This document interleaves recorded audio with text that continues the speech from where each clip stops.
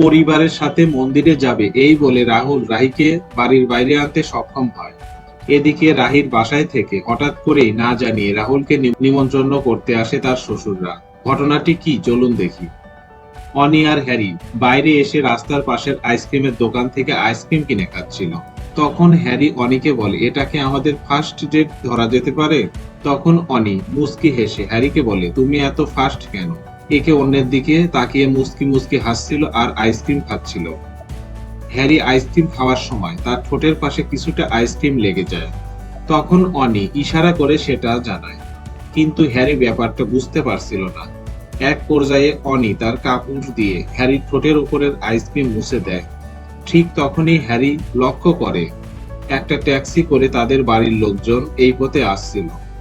তখন হ্যারি অনেক ভয় পেয়ে অ্যানিকে নিয়ে তার বাইকের আড়ালে নিজেকে লুকিয়ে ফেলে। ট্যাক্সিটি তাদের পাশ দিয়ে চলে যাওয়ার পর হ্যারি চিন্তা করে, তার পরিবারের লোকজন কোথায় যাচ্ছে? তারা কি রাহুলদের বাসায় যাচ্ছে? যদি এমন হয় তাহলে রাহুল তারা সবাই অনেক বিপদে পড়তে পারে। তাই হ্যারি দেরি না করে সঙ্গে সঙ্গেই রাহুলকে কল করে বিষয়টি জানায়।